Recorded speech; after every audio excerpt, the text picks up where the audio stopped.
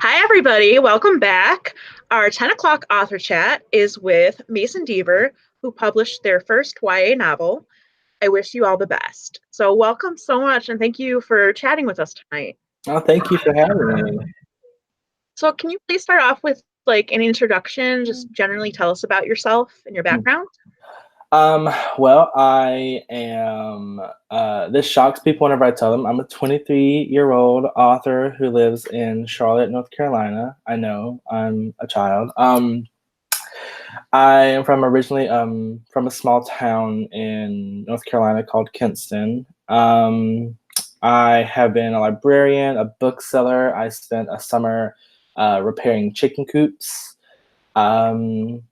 Yeah, I'm not a very interesting person. I think repairing chicken coops is pretty interesting. How Yeah, did that all shake out? it was very hot.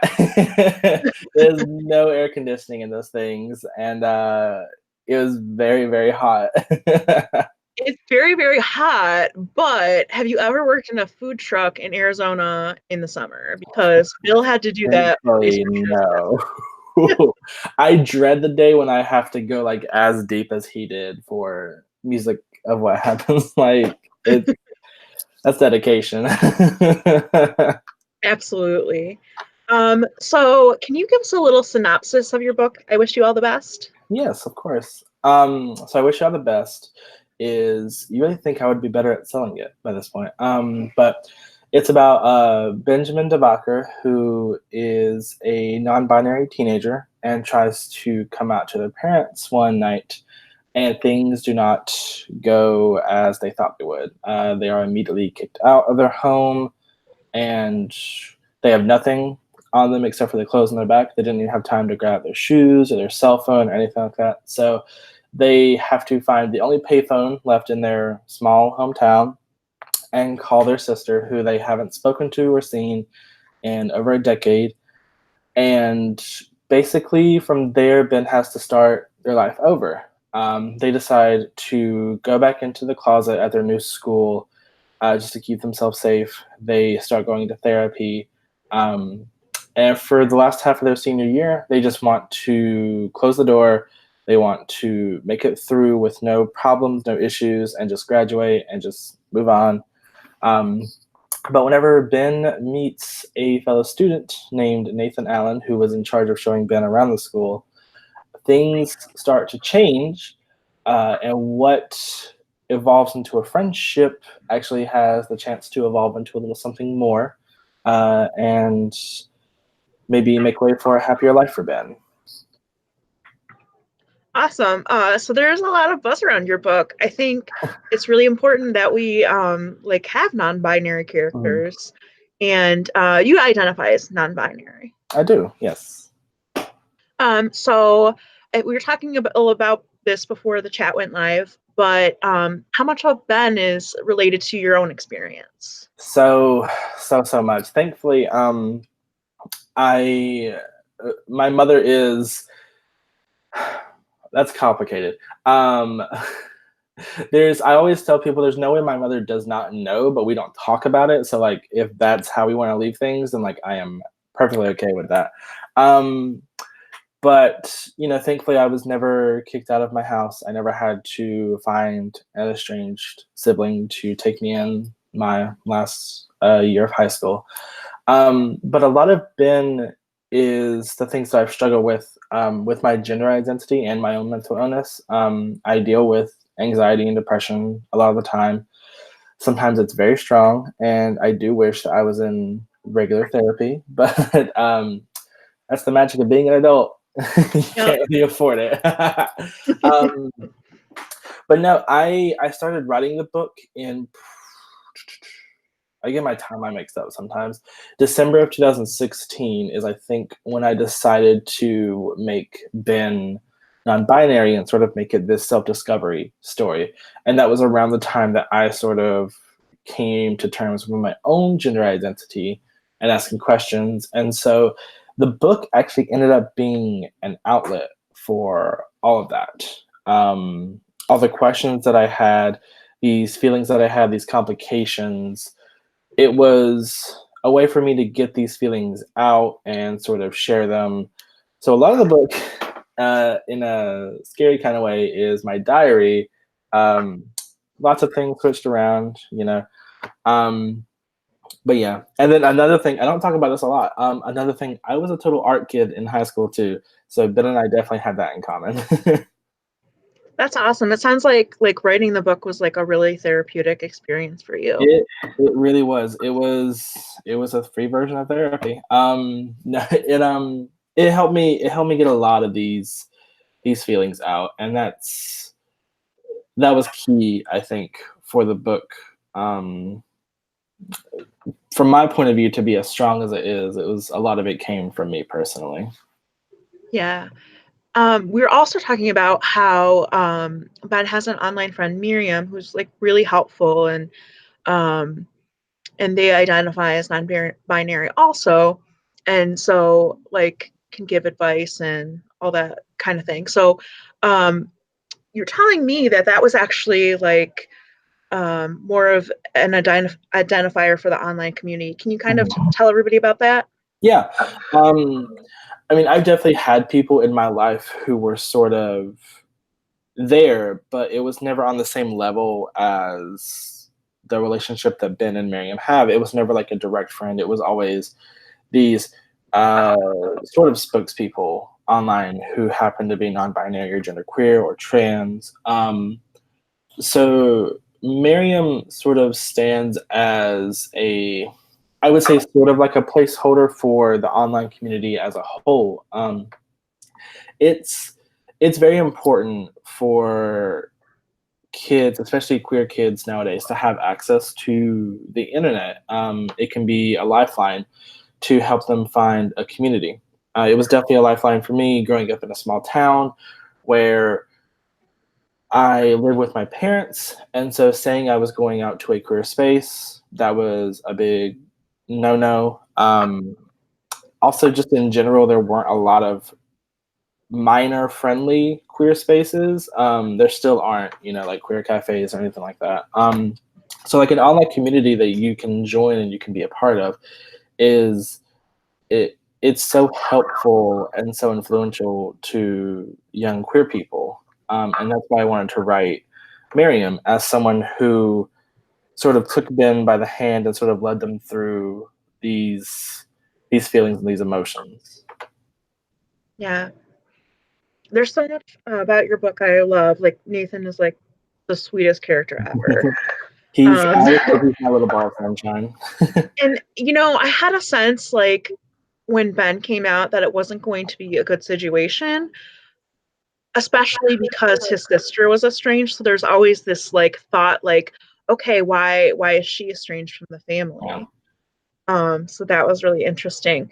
So why do you think that Ben like was positive about that coming out and he thought that it would be okay? Like, Mm.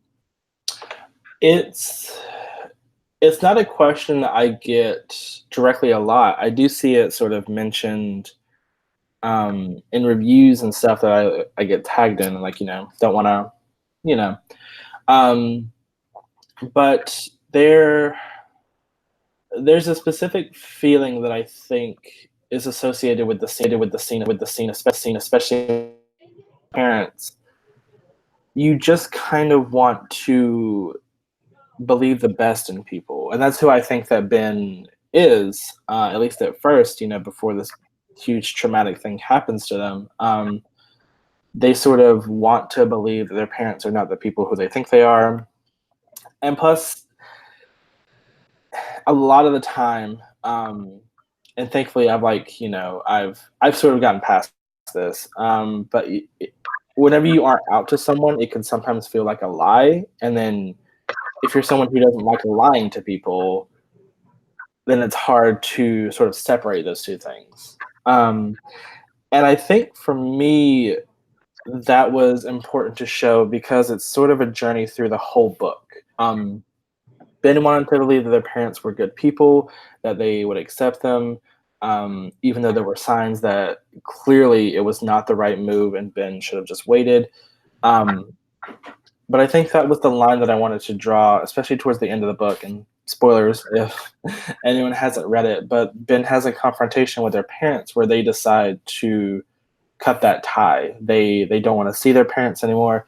They don't want to have anything to do with them. They don't love them. They don't like them as people. And that's such a tough choice for Ben to make because we're raised and we're taught to like love your parents above anyone else. You have to love your parents. They gave birth to you, so like you have to love them. They raised you, so you have to love them. And I think that that can be not a, I wouldn't say a dangerous message to send to teenagers, that you have to love the people who are connected to you, but you don't. You don't have to love the people who aren't going to respect you, who aren't going to try and understand this part of you and who you are. And that's sort of the thread that I wanted running through the book, that sometimes it is the people you find who are more family to you than the people who actually gave birth to you. Yeah, I love that theme. Um, I honestly have that conversation with family members all the time. Like if we weren't related, I don't know if we'd have a relationship. I mean, honestly, there are so many members of my family who I would never talk to if they weren't my second cousin once removed, who I see every Thanksgiving at my grandmother's. Like, Yeah, and the other aspect that I think is really important in the book is that Ben deals with anxiety. mhm, And I think, anxiety and depression are mental illnesses a lot more common these days. And mhm, I really completely believe in destigmatizing mhm. any sort of negativity towards mental illness. Yeah, that was sort of another line that I wanted to cover through the book. Because it seems like such a stereotype now to sort of show therapy or even medication in a terrible negative light. It doesn't help. Therapists are cruel and they don't understand. And like that's why I wanted a character like Dr. Taylor, so that kids who read this and think, "Oh, is this something that I should try?" Maybe they'll reach out to their parents and think, "Oh, I think I need help," because it's so scary being a teenager. Um, I lived through that once, and I will never ever again do that. I wouldn't for I might for all the money in the world, but I it would take a lot to get me to be a teenager again. Um, Yeah. I think that's but yeah, part of the stigma is that like therapists are terrible. yeah, And like I've definitely seen like a therapist or two that they weren't on the same wavelength with me. Then when I found a therapist that completely got me and like I clicked with, like she was a godsend because it's a like lifesaver. yeah, exactly. She knew exactly where I was coming from. She really understood everything, all of the meaning and what I was saying and the meaning of what I wasn't saying, and Mm. really helped me work through a lot of my depression and anxiety that I've had. Mm. And it's not like an instant fix either. No, it's a process. It takes months, maybe even years, to get to a place where you feel mentally in line. And sometimes you need medication to help with that, and that's totally fine. And that's what I wanted to to show with the book, that like it takes time, but it's worth getting there. Yeah, absolutely. So now we get to more of the boring questions. Because I love just hearing authors talk about their books. I could do it all day long. So when did you actually start writing? I I started writing. So I have a very vivid memory of like the first time I ever like wrote something, and it was in fourth grade. It was a writing assignment, and I all I remember is that it involved um, a tornado and siblings and parents who like vanished during the tornado. And I remember it specifically because my teacher called me out and congratulated me for using whom the right way. Like that was like peak for me. Um, but no, after that, I really didn't get serious about writing until I would say probably when I was probably 19 or 20. Like I said before, 2006 is whenever I started writing I Wish You All the Best. I started writing it in the summer of 2016, and it wasn't working. I tried everything. It was like a college love story. I didn't go to college, so I had no idea how any of that worked. Um, but I put it away and I tried to like do other stuff. I forgot about it, and in December of that year, I was, the gender field started popping back up, and I was like, what if I did this? And then that wasn't working. So then whatever, because originally Nathan was the new student, and Ben had to show him around, and still rocky relationship with the mother who wasn't present, and a father who wasn't present. And then I switched it, and then that's sort of how the book came about in its more similar form. But from I finished that in January 2017, edited it, which is a strange series of words. Edited it till I want to say March. Tried to query it a lot. It was god awful. Did some more edits. I signed with my agent in July of 2017. More edits, and then we sold it in December, actually. Which is, based on the other conversations I've had with other authors, is a very quick process. Sometimes it takes upwards of 2 or 3 years for your book to sell. Sometimes that one doesn't sell, and you have to write a whole other book for it to work. But yeah, I was very, very lucky, and we did more edits and more edits and more edits until May 2019, when it was on the store shelf, and it's too late for me to fix anything about it, so I just have to accept it.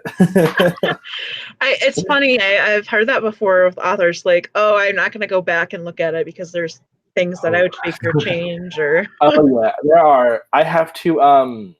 I'm donating a copy to a charity, and it's going to be an annotated copy, and so I have to read through it and like write annotations, and I'm like, God, there are so many things that I would do different. And also I wouldn't change it, I don't think, but there are just so many things that I'm like, well, this would work better like that, and that would work better like this, and like people didn't seem to like that, so I would cut it out, and like it's rough.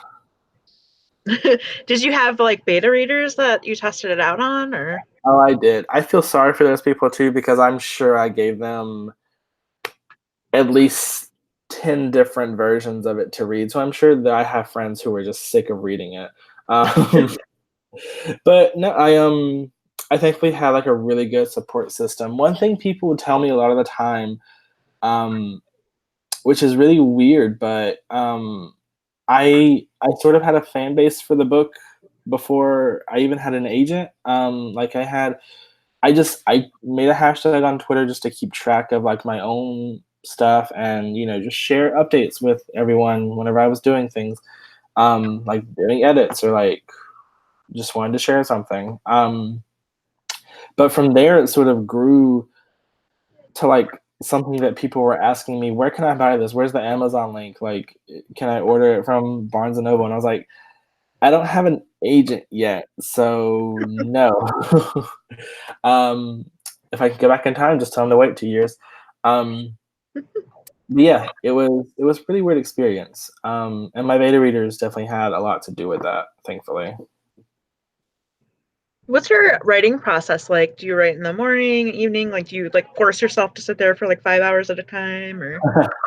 I so whenever I am editing something, I'll force myself to work on a certain amount of pages or for a certain amount of time. Like I have to edit either 50 pages or I work for 2 hours, just to get things done. And that's I try to be harder on myself for those moments, because I am on a deadline, and this has to be to my editor by a certain date, which makes things tougher. But have to be disciplined about it. For a time like right now, whenever I should be taking a break, but I'm not, and I'm working on this idea and trying to do something else and have all these other ideas rumbling around in my head while I wait for book 2 edits to come in. My current routine right now is to sit at my desk with my computer and write at least 1,000 words of this thing I'm trying to finish. If I make it to 1,000 words and it's been like a tough 1,000 words, I typically will stop. But sometimes I'm like, you know what, I can go for another 1,000, or if I'm like really in a scene, I'll just completely forget about the word count and I'll look up and I wrote 2,000 words. I'm like, oh, well, there's my work for the day. So I try to take it easier in my quote unquote downtime. And what do you think the most challenging aspect of writing is for you? Whew, I feel like my answer changes. um, definitely, definitely my editing process. I would have said my writing process, but generally, the writing process is something that changes for every project. The thing I'm working on right now, I Wish You All the Best. A few other books that I've like dabbled in and written, but never I had to shelve. They were pantsed, like they were just written on the fly with no plotting, no nothing, and like I went back and fixed things in editing. Um, Other books like book 2, some of the other books that I've written that no one knows about yet. They had to be plotted. They were plotted from beginning to ending with synopses, and like I've tried plotting things out to see what works for me and what doesn't. Uh, General consensus is just that every project is different, and you never know what's going to happen. But honestly, the toughest thing might be the editing because that never changes. I have to reread my words so many times, and then at a point, I order a physical copy from like Office Max so I can make notes and stuff, and then I have to go put those notes in my computer, and that's a lot of work. So yeah, it's definitely the editing that gets pretty tiresome because it's just rereading my stuff over and over and over again. And if you ever want to hate your writing, just read it like 10 times. You will definitely hate it. Okay, so we have some like kind of inside the actor's studio type questions. So Go what's your for it. what's your favorite word? Oh gosh. Haberdashery. I don't know why. I just like saying Yeah, it. that's fun. What's your least favorite word? Mm, I don't know if I have a least favorite word. Um, Do you want to hear the two that we've had so far tonight? yes, please tell Okay, me. so Bill said moist. He really doesn't like that. I don't mind Um, moist, actually, which is I know. surprising. And then Amanda said stinky. She doesn't like the word stinky.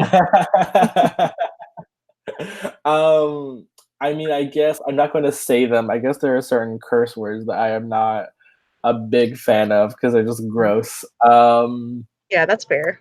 Yeah. I don't know if I have a least favorite word, and not a lot of words bother me. Because, well, I mean, they all have a purpose, right? Yeah.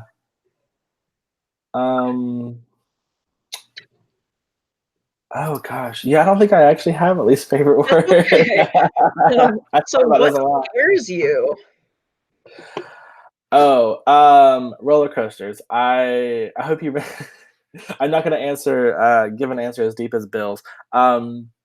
Roller coasters. One time, whenever I was like 10, I was put into a ride, and it's not even technically a roller coaster, but it's like it logistically, it's any carnival or fair ride. I do not trust those things, but it was called the Zipper, and it was like a long metal thing that had little compartments into it, like on it, and the ride would twist one way, and so the compartment would twist another way, and it was just supposed to like spin you around.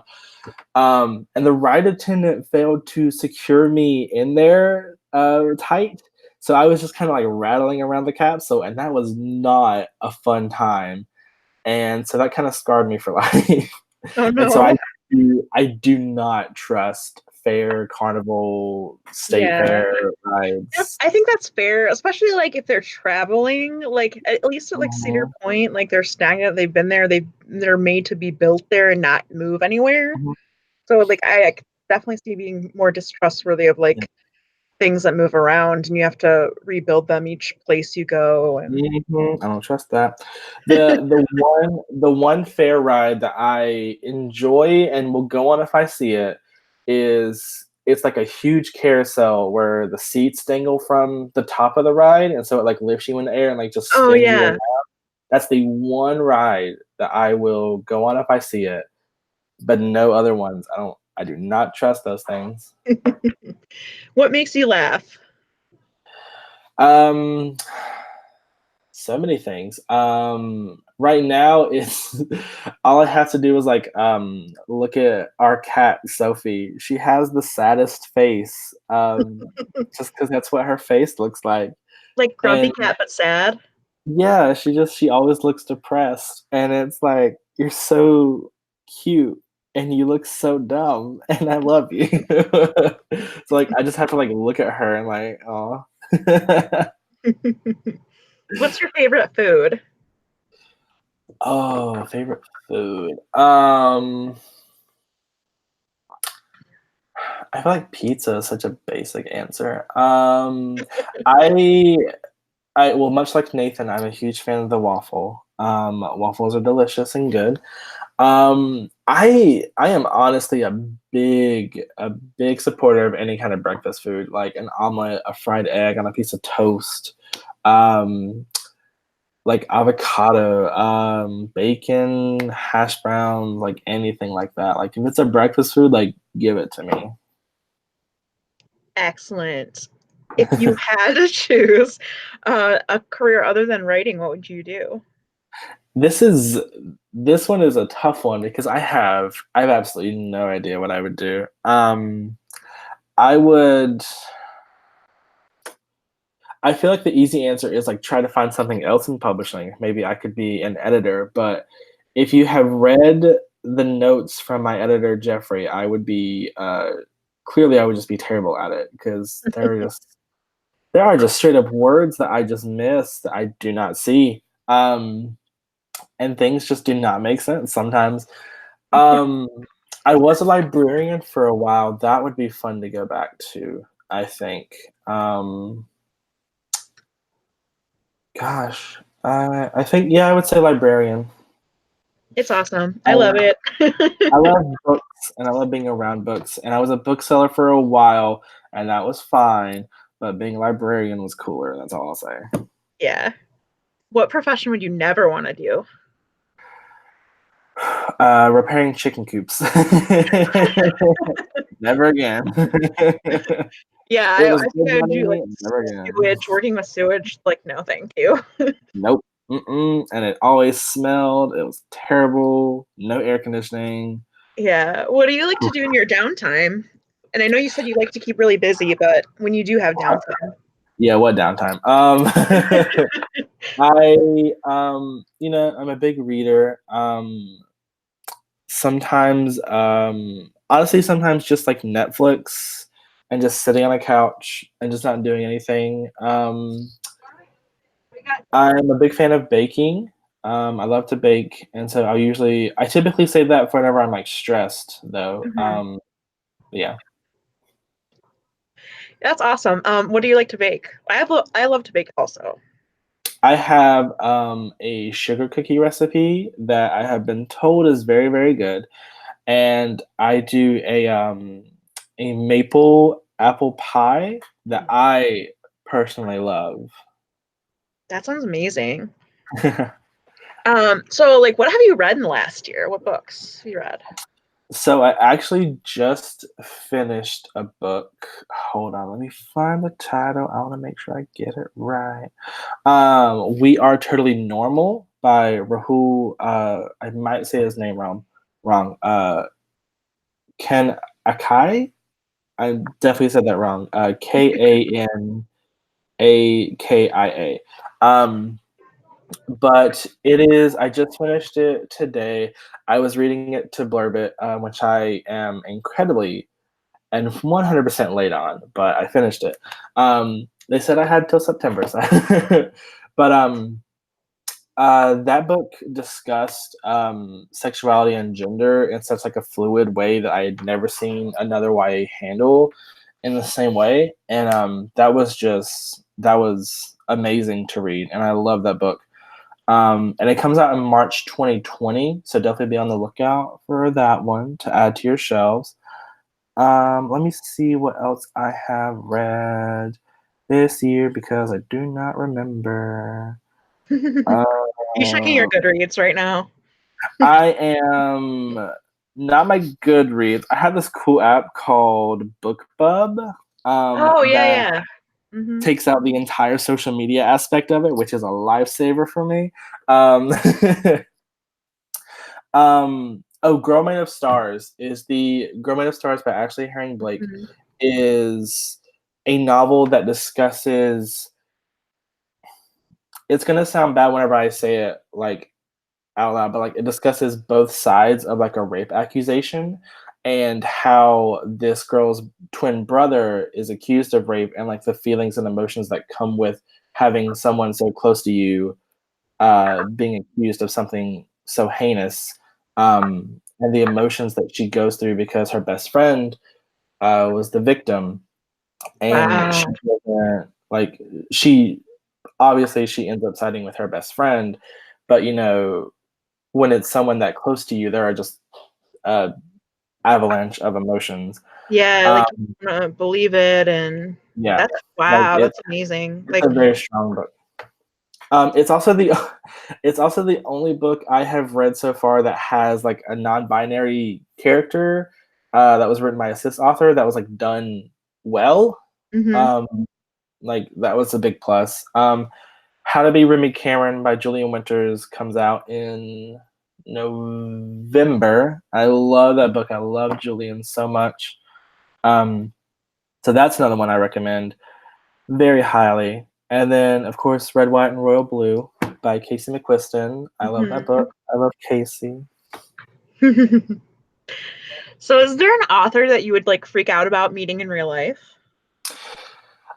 Thankfully, as an author now, I have gotten to do that a few times. I was with Casey recently in Denver.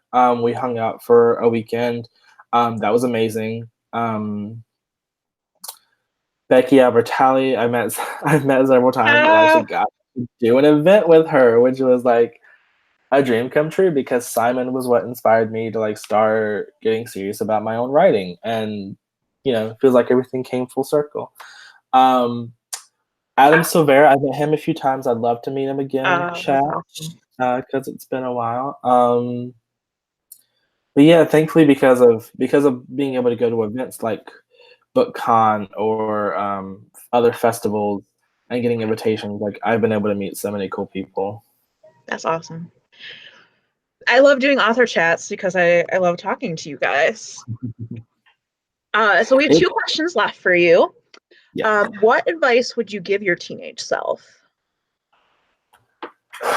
Um, that you don't know everything right now, and that is completely okay because you are a teenager, and even as an adult, you're not going to know everything. So why bother trying to figure it out all now? Um, and that it's okay to not know who you are, what you are, because that's just life. And sometimes you don't know, and sometimes you can figure it out later, and sometimes you may never figure it out, and that's perfectly okay. Yeah, I feel like the older you get, like the more okay you are not knowing things. Like, Yeah, it's whenever you're a teenager, the world is like so big and so scary. And I remember every little thing being so important back then. It felt like the slightest thing could be world ending, and it's not. And it's just a time in your life that you got to survive, and it's done. And you definitely didn't know everything, and you probably will look back on those years and think you did a lot of stupid things, and that's okay too. yeah. So our final question is, do you have any advice for aspiring writers? Um, my number one piece of advice used to be write a piece of yourself in everything. To me, at least, that's like the most honest way to get something out and to make a story or a character feel real.